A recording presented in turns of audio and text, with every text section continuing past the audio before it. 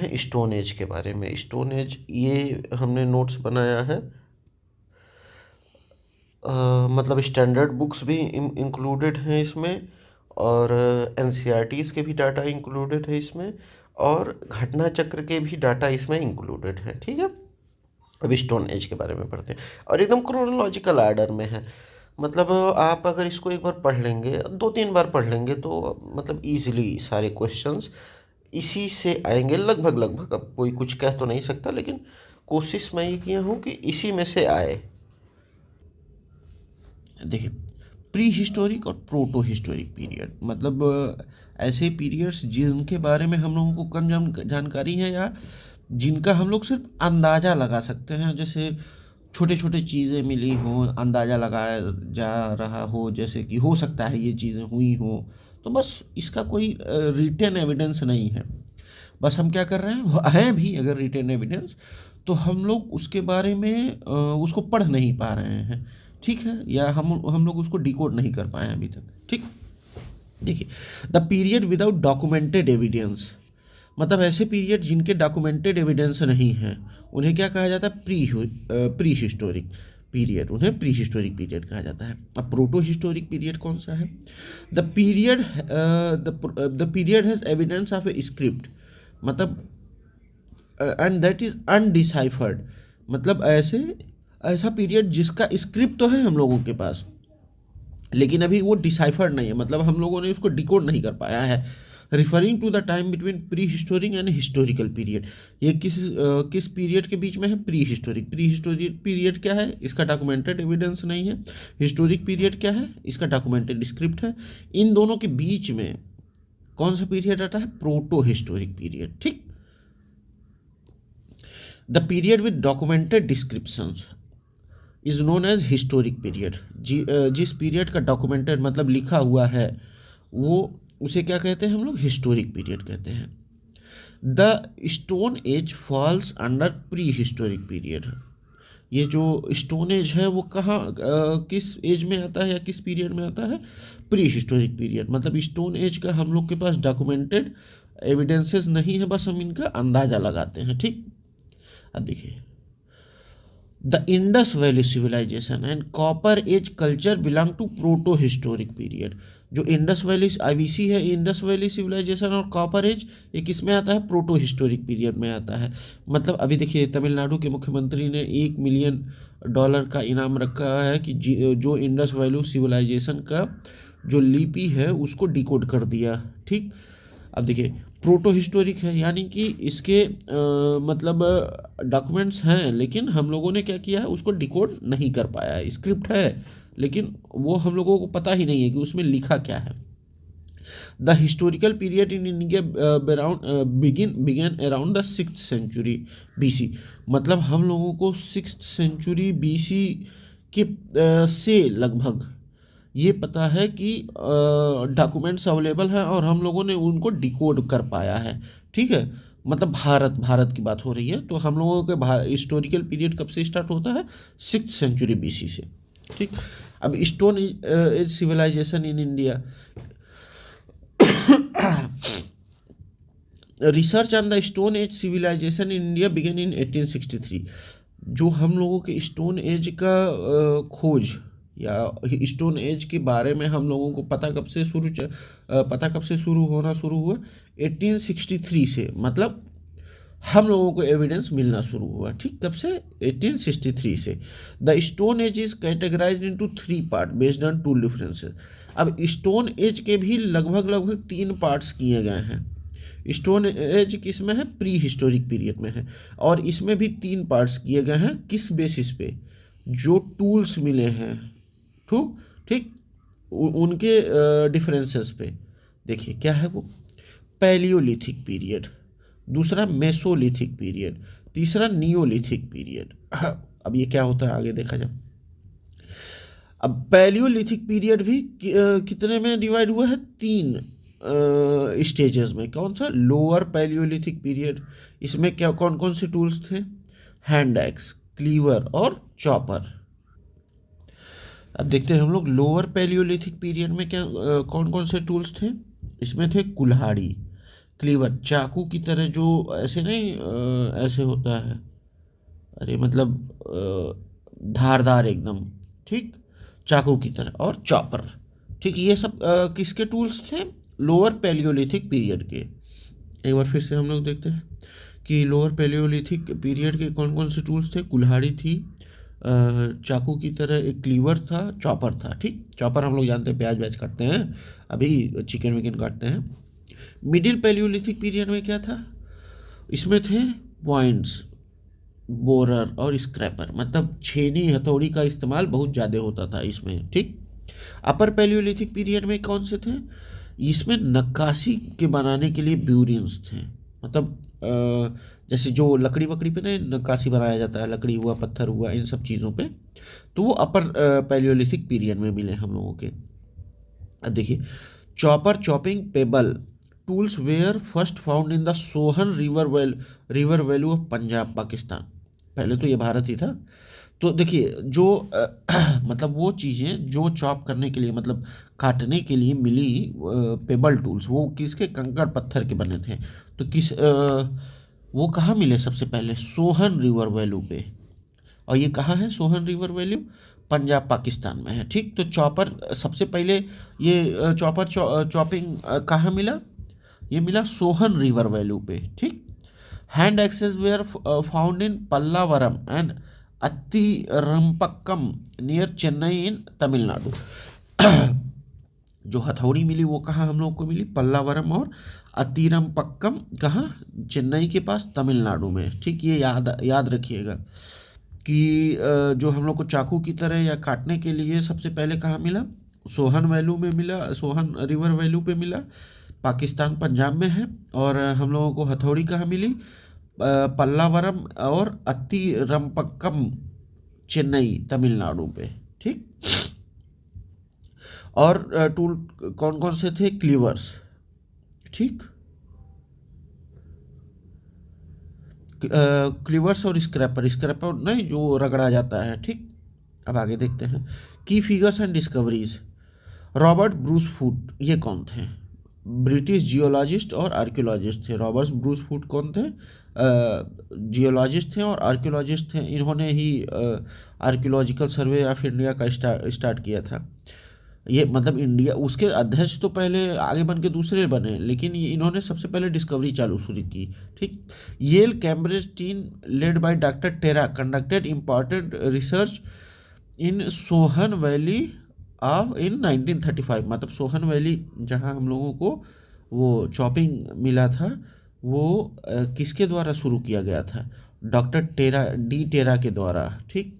कहाँ के थे वो? ये कैम्ब्रिज यूनिवर्सिटी की टीम थी। और कब शुरू किया? 1935 में, ठीक।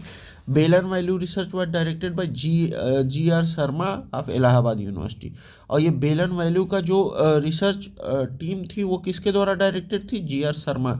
और जी आर शर्मा कौन थे? इलाहाबाद यूनिवर्सिटी के थे, ठीक। A bone made mother goddess statue was discovered in Lohanda Nala of Belan valley, now preserved in Kaushambi museum. Belan valley के बारे में जान जाते हैं। ये अपने उत्तर प्रदेश सोनभद्र डिस्ट्रिक्ट में है, ठीक। सोनभद्र डिस्ट्रिक्ट में है, और सोनभद्र यूपी, उत्तर प्रदेश में है, ठीक। यहाँ क्या मिला? एक बोन मेड मदर गॉडेस, मतलब हड्डी से बनी मातृ देवी, मतलब माता, जो देवी की मूर्ति मिली। लोहंदा नाला बेलन वैली, बेलन नदी के किनारे जो वैली बसी थी उस पे मिला, ठीक। और अभी वो कहाँ रखा हुआ है? कौसाम्बी म्यूजियम। देखिए क्वेश्चन पूछा जाता है कि ऐसे पूछ दिया जाएगा सोहन वैली कहाँ है, तो वो कहाँ है? पंजाब में है। पंजाब कौन से वाले? पाकिस्तान वाले पंजाब में है, ठीक है। और बेलन वैली पूछ दिया गया तो कहाँ है? ये अपने उत्तर प्रदेश में है, सोनभद्र डिस्ट्रिक्ट में, ठीक। और वहाँ जो मदर गॉडेस की मूर्ति मिली थी वो कहाँ रखी गई है? कौसाम्बी म्यूजियम में। और उसके जो ये खोज हुई उसके डायरेक्टर कौन थे? जी आर शर्मा। और वो किस यूनिवर्सिटी के थे? इलाहाबाद यूनिवर्सिटी के थे, ठीक। यूपी स्पेशल में पूछा जा सकता है। Life style of palaeolithic people, palaeolithic peoples के क्या लाइफ स्टाइल थी ये देखा जाए। Their life was natural and mainly dependent on hunting. उनकी जो जीवन था एकदम सादा सरल, एकदम प्रकृति में रहने वाले, और वो क्या करते थे, हंटिंग करते थे, शिकार करते थे। They were unfamiliar with fire eating raw meat. उनको जानकारी नहीं थी कि आग कैसे लग रही है, ठीक। और वो क्या खाते थे, रॉ मीट खाते थे, कच्चा मांस खाते थे। They also did not know farming और एनिमल हस्बेंड्री। उनको खेती करना भी नहीं आता था और ना ही जानवर वो पालते थे, ठीक। मेसोलिथिक पीरियड में क्या हुआ फिर, मेसोलिथिक पीरियड में no knowledge about this period came after the discovery of rock paintings in the Vindhya region by ACL Carlleyle in 1867 AD। Mesolithic period के बारे में जानकारी तब हम लोगों को मिली जब हम लोगों को क्या मिला, रॉक पेंटिंग्स, जो पत्थरों पे जो पेंटिंग्स की गई थी, कहाँ, विंध्या रीजन में। और किसने खोजा इसे, ACL कार्लाइल ने, कब, 1867 में। अब देखिए विंध्या रीजन कहाँ कहाँ है, ये मान लीजिए अपने भारत का नक्शा है, ये मान लीजिए इंडिया का मैप है, थोड़ा सा एडजस्ट कर लीजिएगा। तो ये विंध्या रीजन यहाँ नर्मदा के ऊपर, मतलब नॉर्थ साइड में ये मतलब सिचुएटेड है, ठीक। और लगभग राजस्थान, गुजरात, मध्य प्रदेश, उत्तर प्रदेश, बिहार तक इसका इन्फ्लुएंस है, ठीक। अब नेसोलिथिक पीरियड में आते हैं हम लोग। According to excavated evidence this period marks the beginning of domestication. Neolithic period से क्या हुआ, ये हम लोगों को थोड़ा थोड़ा एविडेंस मिलने लगा कि इस पीरियड से लोग क्या हुए, डोमेस्टिकेशन, मतलब लोग घरेलू थोड़ा थोड़ा बनने लगे थे, ठीक। किस पीरियड से, नियोलिथिक पीरियड से। मेसोलिथिक पीरियड के बारे में हम लोगों को कब कहाँ से जानकारी मिली, विंध्या रीजन से, रॉक पेंटिंग से। अब नियोलिथिक पीरियड से हम लोगों को ये पता चला कि थोड़ा थोड़ा ये लोग घरेलू बनने लगे थे, ठीक। जैसे domestication of animals in Mesolithic period, जो मेसोलिथिक पीरियड से जानवरों को क्या करने लगा गया था, उनको पालतू बनाने लगा गया था, ठीक। और ये कहाँ हम लोगों को सबसे पहले इसकी जानकारी मिलती है, आदमगढ़, नर्मदापुरम, मध्य प्रदेश। आदमगढ़ कहाँ है, नर्मदापुरम, मध्य प्रदेश में है, ठीक। ये क्वेश्चन कई बार आ चुके हैं। बागोर, भीलवाड़ा, राजस्थान में है, ठीक। यहाँ हम लोगों को क्या मिल रहा है कि यहाँ जानवर पाले जाते थे, ठीक। कहाँ, आदमगढ़, नर्मदापुरम, मध्य प्रदेश में है। बागोर कहाँ है, भीलवाड़ा, राजस्थान में है। अब आगे देखते हैं मेसोलिथिक साइट्स और उनकी डिस्कवरीज। महदहा, महदहा कहाँ है, प्रतापगढ़, उत्तर प्रदेश में है। और यहाँ क्या मिला, numerous bone and horn implements were described. खूब सारी हड्डियाँ और हॉर्न मतलब सींग, ठीक। कहाँ मिले, महदहा। महदहा कहाँ है, प्रतापगढ़, उत्तर प्रदेश में है। बागोर राजस्थान में है। आदमगढ़ कहाँ है, मध्य प्रदेश में, ठीक। अब देखते हैं दमदमा। दमदमा कहाँ है, प्रतापगढ़। देखिए महदहा और दमदहा दोनों कहाँ है, प्रतापगढ़, कहाँ, उत्तर प्रदेश। और इसे किस रूप में जाना जाता है, सिग्निफिकेंट मीसोलिथिक पीरियड, मतलब यहाँ जानवर पाले जाने लगे थे, ठीक। और सबसे बड़ी बात क्या है, मेसोलिथिक क्या है, प्री हिस्टोरिक पीरियड है, प्री हिस्टोरिक पीरियड है, ठीक। प्री हिस्टोरिक पीरियड होता है, फिर प्रोटो हिस्टोरिक पीरियड होता है, फिर हिस्टोरिक पीरियड होता है। अब देखिए महदहा, दमदमा में क्या पाया गया, 41 ह्यूमन ग्रेव्स, मतलब 41 आदमियों का कंकाल पाया गया, ठीक। 5 ग्रेव्स हैव डबल ब्यूरियल्स, मतलब उसमें 5 क्या थे, डबल ब्यूरियल्स थे, मतलब दो दो लोगों को वहाँ लिटा के गाड़ा गया था। And a triple burial grave was also, और एक ग्रेव में क्या मिला, 3 लोगों को दफनाया गया था, ठीक। एक grave containing 4 human skeleton was found in Sarai Nahar Rai, और एक ग्रेव में क्या मिला, 4 लोगों को लिटा के गाड़ा गया था, कहाँ, सराय नहर राय में, ये जगह का नाम है। ये भी कहाँ है, यूपी में है, ठीक। अब आते हैं हम लोग मेगालिथिक कल्चर में। Megalith refer to burials made with large stones in graveyards away from habitation area. Megalith में क्या होता था, कि उसमें ब्यूरियल्स जो होते थे वो खूब बड़े बड़े पत्थरों से बनाए जाते थे, और कहाँ, जहाँ लोग रहते थे उससे बहुत दूर बनाया जाता था। ठीक। और ये क्या करते थे, these are often associated with burial rituals and memorials for the deceased. मतलब ये अपने पुरखों के का जो अंतिम संस्कार होता था उसके लिए, मतलब एक मेमोरियल्स टाइप बनाते थे, मतलब उनकी याद में बनाते थे। ठीक। Common megalithic structures include chamber tombs, dolmens, stone alignments, stone circles and pit circles. तो किस तरीके से ये लोग अपना मकबरा बनाते थे, जैसे चैम्बर टॉम्स होते थे, जैसे कमरानुमा होता था, ऐसे कमरानुमा होता था, वहाँ सारी सुविधाएं दे देते थे, मतलब डेड बॉडी को सारी सुविधाएं, ये पता नहीं है लेकिन हम लोग अंदाज़ा लगाते हैं। डॉलमेंस, बड़े बड़े पत्थर, ठीक, बड़े बड़े पत्थर पे ऐसे एक खड़ा करके एक लिटा के उस पे रख देते थे। स्टोन अलाइनमेंट्स, अगल बगल मतलब बीच में गाड़ दिए, अगल बगल खूब बढ़िया से पत्थर सजा दिए। स्टोन सर्कल्स, ऐसे ही मतलब एकदम बड़े बड़े पत्थरों से उसको सजाना। पिट सर्कल्स, गड्ढा खोद के उसमें बॉडी को रख के फिर उसको गड्ढे नुमा बनाना। ठीक, इस ये सब स्ट्रक्चर्स थे। ठीक। ये सब हम लोगों को मिले हैं कहाँ, हैबिटेट्स, मतलब जहाँ हम लोग रहते थे उससे दूर बनाया जाता था। अब ह्यूमन स्केलेटन डिस्कवरीज ये कब से शुरू हुई, देखिए। अकॉर्डिंग टू पुरातत्व विमर्श J N Pandey, J N Pandey ने क्या लिखा है, पुरातत्व विमर्श। तो यहाँ क्या मिला, लगभग 17 ह्यूमन स्केलेटन्स, नर कंकाल मिले कहाँ, rock shelter one of लेखनिया।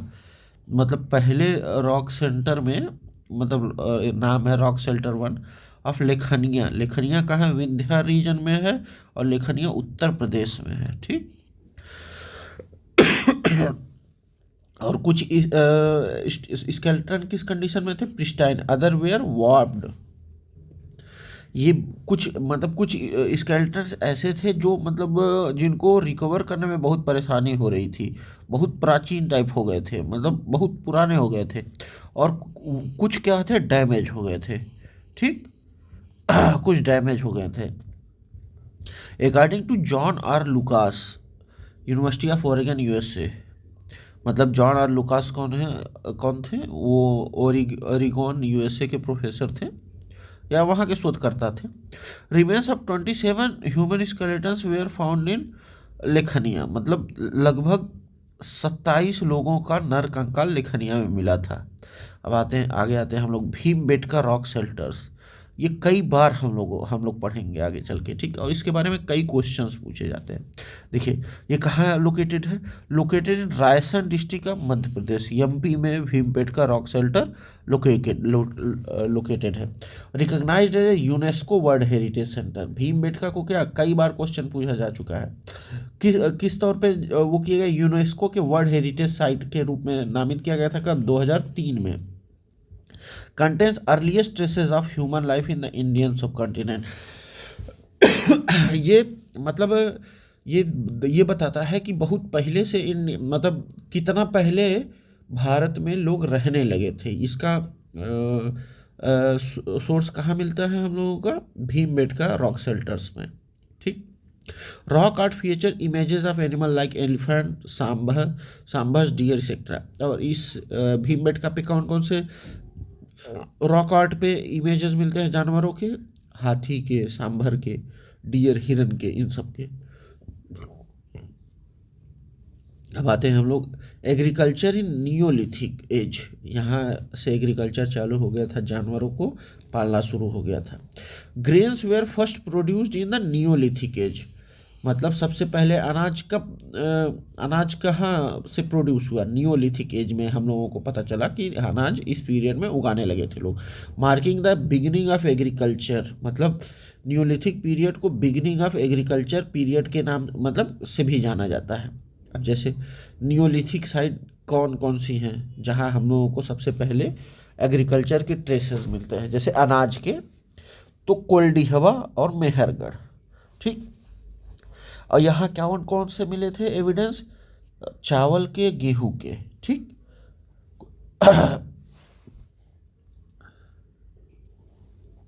Koldihwa कहाँ है? ये अपने यूपी में है, बेलन नदी के किनारे ये बसा हुआ है। मेहरगढ़ कहाँ है? बलोचिस्तान पाकिस्तान में। ठीक, ये नियोलिथिक साइट्स हैं। ठीक, यहाँ हम लोगों को चावल और गेहूं के साक्ष्य मिले हैं। 8 types of grains commonly consumed in modern times were also used.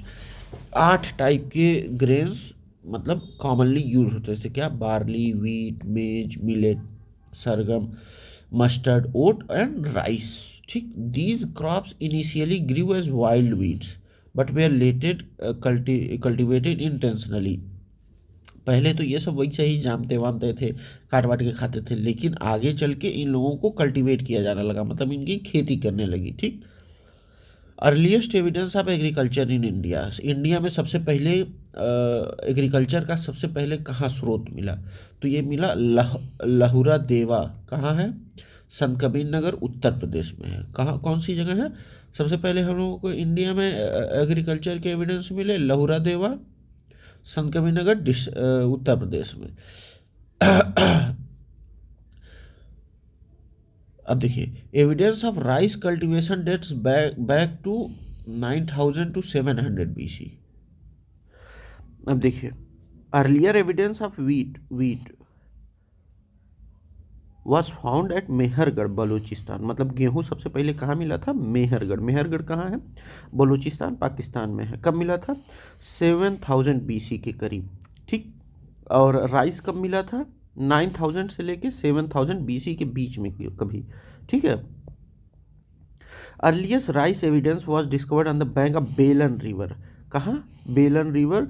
बेलन रिवर कहाँ है? प्रयागराज में। ठीक, और कब? लगभग 6500 BC के करीब। ठीक, cultural remains on the stone age of the Harappan civilisation were found on Mehrgarh. जैसे मेहरगढ़ में और क्या मिला था? स्टोन एज के हरप्पन सिविलाइजेशन के चीज़ें मिली थी मेहरगढ़ में। अब आगे देखते हैं हम लोग। बुर्ज होम साइट। बर्ज होम साइट कहाँ है? कश्मीर वैली में। कई बार पूछा जा चुका है। बर्ज होम साइट कहाँ है? कश्मीर वैली में। ये क्या है? एक pre historic settlement where both human and animal skeletons were found with tripping board holes marks. अब देखिए, बोर्ड होल मार्क्स भी थे, और यहाँ ह्यूमन और एनिमल दोनों के स्केलेटन मिले हैं। एक कुत्ते का मिला था, ठीक, और आदमी का, दोनों का यहाँ ब्यूरियर्स मिला है। Dogs bones and antlers of deer were found buried with human skeleton. मतलब कुत्ते की भी हड्डियाँ मिली हैं, और हिरन की सींग कहाँ मिली है? ह्यूमन स्केलेटन के साथ। कहाँ? बर्ज होम साइट, कश्मीर में। ठीक, skeletons were placed in a sitting position along with bones of animals. और किस पोजीशन में था ये? बैठे हुए थे, मतलब बैठे हुए थे। ठीक, कब एक्सकेवेट हुआ? कब ढूंढा गया? 1935 में। किसने ढूंढा? हेलमुट डुटेरा और डॉक्टर थॉमस पीटरसन ने। ठीक, क्या? Burzahom site. अब Jorwe culture. People lived in a large rectangular houses with wattle and daub walls and thatched roofs. ये कैसे? लार्ज रेक्टेंगुलर हाउसेस होते थे। ठीक, और क्या होता था? मतलब बाड़े नुमा घर होता था। ठीक, और दीवारें होती थी, और थैच्ड रूफ मतलब ऊपर से घास, जैसे खर पतवार का वो घर बना रहता था। Buried the dead under the house floors in earn burials. मतलब अपने घर के नीचे ही ये डेड बॉडीज़ को गाड़ देते थे, मतलब अस्थि कलश या इस टाइप का करके घर में ही गाड़ देते थे। Skeletons were buried with their heads towards the north. और हमेशा उनका मतलब जो ये सर होता वो किधर होता था? नॉर्थ डायरेक्शन में होता था। ठीक, अब आगे आते हैं। अब आते हैं हम लोग नियोलिथिक एज में। एस माउंट्स मतलब टीले, राख के टीले कहाँ कहाँ मिले? दैमाबाद, इनाम गांव, चंदोली और नेवासा। ठीक, और सबसे बड़ा साइट मतलब सबसे नोटेबल साइट कौन सा है? संगना कल्लू। ये कहाँ है? बेल्लारी, कर्नाटक में है। और these mounds are remnants of burn relics from the neolithic herdsmen community. ये मतलब यहाँ जो संगना कल्लू है वो हर्ट्समैन मतलब जो चरवाहा कम्युनिटी है, उनके जो टीले हैं जो जलाए गए टीले हैं उनके जो अवशेष हैं वो मिले। ठीक, अब टेक्नोलॉजिकल एडवांसमेंट देखा जाए नियोलिथिक पीरियड में कैसा हुआ। फायर वाज फर्स्ट यूज्ड, मतलब आग सबसे पहले कब यूज़ की गई? नियोलिथिक पीरियड में। Copper was first metal used marking the chalcolithic age, copper stone age. सबसे पहले कौन सा धातु का उपयोग हुआ? कॉपर का। ठीक, ये कई बार क्वेश्चन पूछा जा चुका है, कंफ्यूज मत होइएगा। सबसे पहले कौन से धातु का इस्तेमाल हुआ? कॉपर का। और जब कॉपर और स्टोन का इस्तेमाल होने लगा तो इसको क्या, कौन सा पीरियड कहा जाने लगा? Chalcolithic period. ठीक, chalcolithic age. Settlements of chalcolithic period were found in, और कैल्कोलिथिक पीरियड के सेटलमेंट या अवशेष कहाँ कहाँ मिले? साउथ ईस्ट राजस्थान में, ठीक, वेस्टर्न मध्य प्रदेश में, वेस्टर्न महाराष्ट्र में, साउथ ईस्ट इंडिया में, मतलब साउथ ईस्ट इंडिया के पार्ट्स भी यहाँ थे। Navdatoli reveal evidence of round and rectangular houses near Khargone. अब देखिए, रेक्टेंगुलर घर भी थे और सर्कुलर घर भी थे। कहाँ? नवदा टोली। नवदा टोली कहाँ? खरगांव। खरगांव खरगांव नवदा टोली में क्या मिले? राउंड और रेक्टेंगुलर हाउस। राउंड हाउसेस कितना डायमीटर था? लगभग 3 मीटर डायमीटर था, 3 मीटर। ठीक, और रेक्टेंगुलर हाउसेस 2 मीटर गुणे 2.2 मीटर। ठीक, और इन्होंने अपने घरों को भी थोड़ा सही कर लिया था, जैसे छत जो बनते थे वो है मतलब भूसा वूसा डाल के या खरपतवार डाल के, लकड़ियों के मतलब जो ब्रांचेस होती थी और पत्ते वत्ते डाल के, और उनको किस पे डालते थे? वुडन पोस्ट पे, मतलब मजबूत लकड़ी डाल के उसके ऊपर से डाल के पूरा छत बनाते थे। Spaces between post were filled with mud plastered bamboo screen, और जो थोड़ा बहुत स्पेस बचता था उसको मिट्टी से लेप देते थे। ठीक, floors were made up of silt clay and river gravel coated with lime. अब देखिए कितना मतलब आगे बढ़ गए थे। जो नीचे का फ्लोर रहता था वो किससे? सिल्ट क्ले, मतलब क्ले वे कंकड़ पत्थर ला के उस पर क्या डाल देते थे? लाइम डाल देते थे ताकि वो पक जाए। Huts had chulhas, earthen stoves and earthen storage jars, मतलब हम लोग के यहाँ क्या कहते हैं? अर्थन स्टोरेज जार को डेहरी। ठीक, और चूल्हा चौकी। ठीक, जो अभी आप लोग कभी गाँव में गए होंगे तो देखे होंगे चूल पे खाना बनता था, गोईठा वीठा डाल के, लकड़ी वकड़ी। ठीक, और डेहरी में अनाज रखाता था। ठीक, तो वही है, वो उसी समय से हजारों साल पहले से ये सारी चीज़ें आ गई हैं। ओकरे कलर्ड पोट्री, जो मिट्टी के बर्तन होते थे वो किस कलर के होते थे? गेरुआ कलर के, ओकरे कलर। ठीक, गेरुआ कलर के। ठीक, और कैसे होते थे? पॉरस टेक्सचर, बहुत बढ़िया टेक्सचर होता था, और वन आउट एजेस, मतलब बहुत इस्तेमाल भी होता था। मेनली फाउंड इन अतरंगी, खेरा और हस्तिनापुर। कहाँ कहाँ फाउंड हुआ है? लगभग हस्तिनापुर और अतरंगी खेरा में ये मिले हैं, इसके एविडेंसेस मिले हैं। अतरंगी खेरा भी उत्तर प्रदेश में, हस्तिनापुर भी मेरठ उत्तर प्रदेश में है। अब आते हैं हम लोग आर्कियोलॉजिकल सर्वे ऑफ इंडिया पे। Archaeological survey of India operates under ministry of culture. किसके अंडर काम करता है archaeological survey of India? Ministry of culture के under. It's a premier organization of archaeological research and heritage protection. ठीक, कब establish हुआ? 1871 में सेपरेट डिपार्टमेंट के रूप में इस्टेब्लिश हुआ। सबसे पहले कौन डायरेक्टर थे? Alexander Cunningham. ये क्वेश्चन कई बार पूछा जा चुका है। सबसे पहले डायरेक्टर जनरल कौन थे? Alexander Cunningham. In 1901 during tenure of Lord it was centralised, John Marshall became director general in 1902। अब देखिए, लॉर्ड कर्जन जब आए, सबसे पहले 1871 में ये बना सेपरेट डिपार्टमेंट, लेकिन जब लॉर्ड कर्जन आए तो उन्होंने क्या किया कि इसको सेंट्रलाइज किया 1901 में, और उसके समय डायरेक्टर जनरल कौन बने? John Marshall. कब? 1902 में। इंपॉर्टेंट म्यूजियम देख लिया जाए। नेशनल म्यूजियम ऑफ मैनकाइंड कहाँ है? इंदिरा गांधी राष्ट्रीय मानव संग्रहालय, भोपाल, मध्य प्रदेश में। और ये ऑटोनोमस इंस्टीट्यूशन है, किसके अंडर? मिनिस्ट्री ऑफ कल्चर के अंडर। ठीक, अब चलिए ये तो हम लोग लगभग ख़त्म कर लिए हैं। अब हम लोग देखते हैं जो हम लोगों को एकदम याद करना है, एकदम मतलब रट डालना है। ठीक, तो इसमें रटना क्या है हम लोग को? इम्पॉर्टेंट आर्कियोलॉजिकल साइट कौन कौन से हैं इंडिया में? आदमगढ़ कहाँ है? मध्य प्रदेश में है। बगोर कहाँ है? राजस्थान में।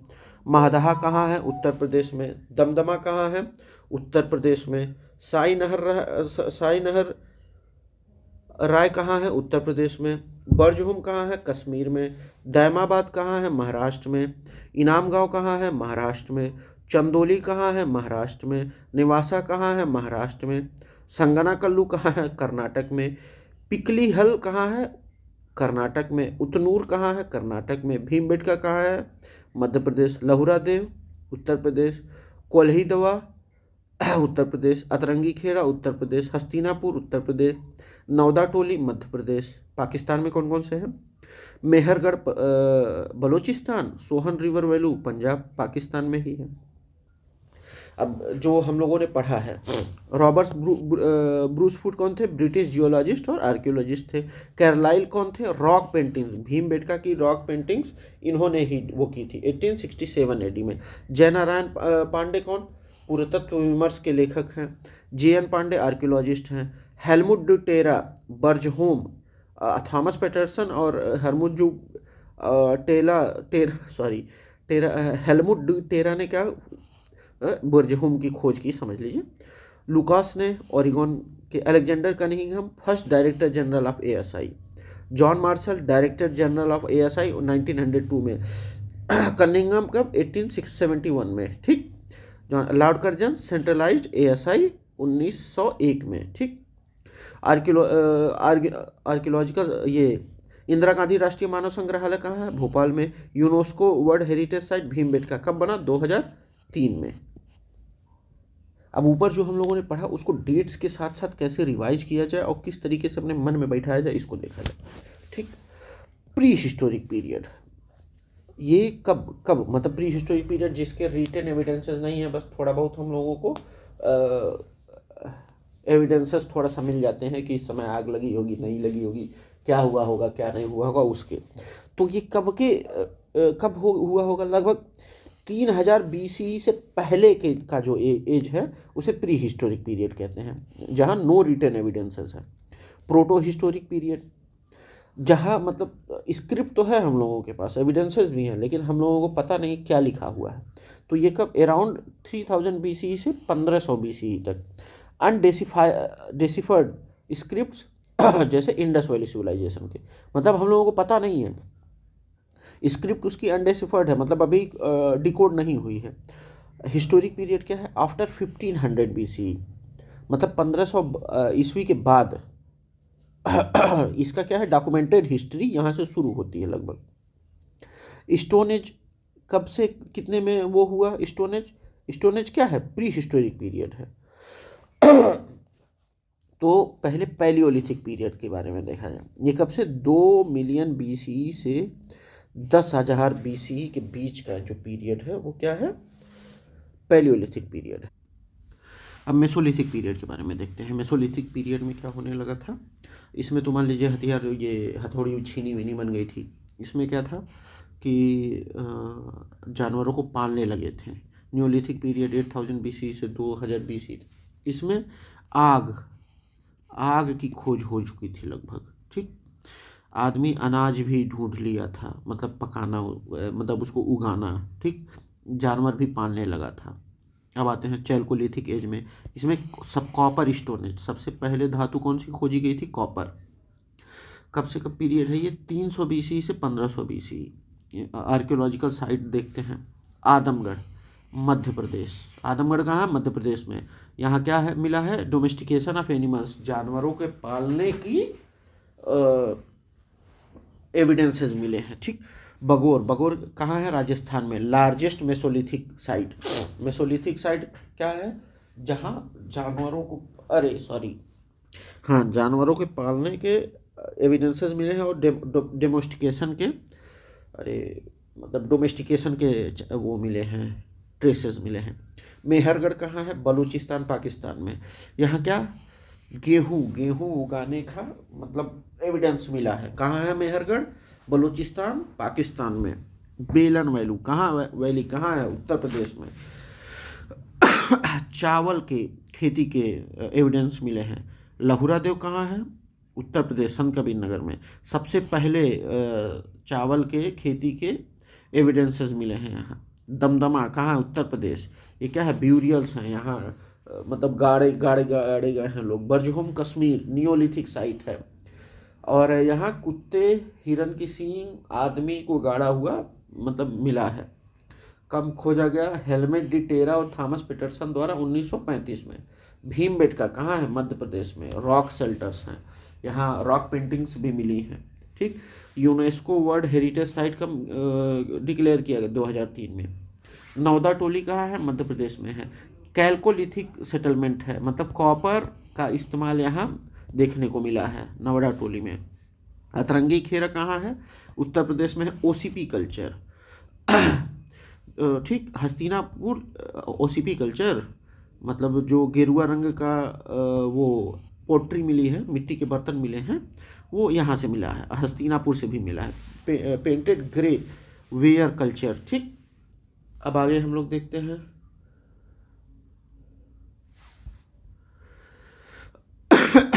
डिस्कवरी डोमेस्टिकेशन ऑफ एनिमल, जानवरों को पालने का सबसे पहले एविडेंस आदमगढ़ बगौर। आदमगढ़ बगौर कहाँ है? राजस्थान में है। आदमगढ़ मध्य प्रदेश में है। Earliest use of fire, fire का सबसे पहले कहाँ हम लोग को वो मिला? नियोलिथिक पीरियड में। ठीक। Bone made mother goddess statue बेलन वैलू, मतलब हड्डियों की देवी बनी कहाँ मिली? बेलन में। ओकरे कलर्ड पोट्री ये कहाँ मिल? अपने हस्तिनापुर और अतरंगी खेड़ा में मिला। एस माउंट्स मतलब राख के टीले कहाँ? संगना कल्लू कर्नाटक में। ठीक। फर्स्ट यूज ऑफ कॉपर कब? कैल्कोलिथिक एज में। ठीक। रॉबर्ट्स ब्रूस फ्रूट कौन थे? First palaeolithic tool at Pallavaram in 1863।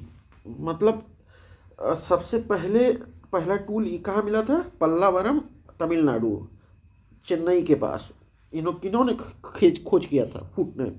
ACL Carlleyle कौन थे? Mesolithic rock paintings of Vindhya region. Rock painting Bhimbetka का इन्होंने खोज किया था। अलेक्जेंडर कनिंघम कौन थे? First director general of ASI archaeological survey of India 1871 में। जॉन मार्शल कौन थे? Director general of ASI in 1902। जब सेंट्रलाइज हुआ, जब अलग डिपार्टमेंट बना तो अलेक्जेंडर कनिंघम बने, लेकिन जब सेंट्रलाइज्ड हुआ तो जॉन मार्शल बने। ठीक। हेलमुट ड्यूटेरा और थॉमस पीटरसन एक्सकवेटेड बर्जहोम इन 1935। अब आर्कियोलॉजिकल सर्वे ऑफ इंडिया कब बना? 1871 में। एएसआई सेंट्रलाइज कब हुआ? 1901 में, लॉर्ड कर्जन के टेन्योर में। ये क्वेश्चन पूछा गया था। भीमबेटका कब यूनेस्को वर्ल्ड हेरिटेज साइट बना? 2003 में। इंदिरा गांधी राष्ट्रीय मानव संग्रहालय का इस्टेब्लिश हुआ 1979 में। कहाँ? भोपाल मध्य प्रदेश में। First evidence of agriculture in India, पहला एविडेंस लहुरादेव संत कबीर नगर में राइस का। ठीक। राइस कल्टीवेशन बेलन वैलू 6500 ईस्वी में। वीट ईसा पूर्व। वीट कल्टीवेशन मेहरगढ़ कहाँ है? बलूचिस्तान पाकिस्तान में। ठीक। 7000 BC में। ओकरे कलर्ड पोट्री 2000 BC से। ये कहाँ है? अपना हस्तिनापुर और अतरंगी खेरा से मिला। Barley, millet, sorghum, mustard, oat, rice cultivation during neolithic period में। लगभग 8 ग्रेन्स का एविडेंसेस मिले हैं कि इस पीरियड में उगाए जाते थे। अब देखिए stone tools first appeared around 2 million, मतलब बहुत 2 मिलियन मतलब पीछे जाया गया तब। Microlithic tool Mesolithic period. Microlithic tool कब से? मेसोलिथिक पीरियड में। कॉपर यूज कैल्कोलिथिक पीरियड में। ओकरे कलर्ड 2000 BC से 1500 BC में। ब्यूरियल प्रैक्टिसेस कैसे होते थे?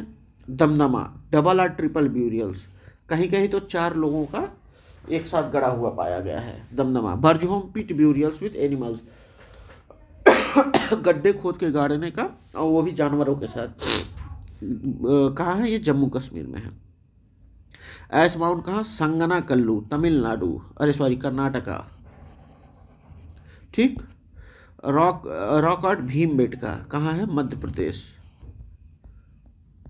ओह खत्म हो गया। ठीक है चलिए, थैंक यू। ये यहीं से क्वेश्चंस आएंगे। Bye bye. ठीक है, ओके।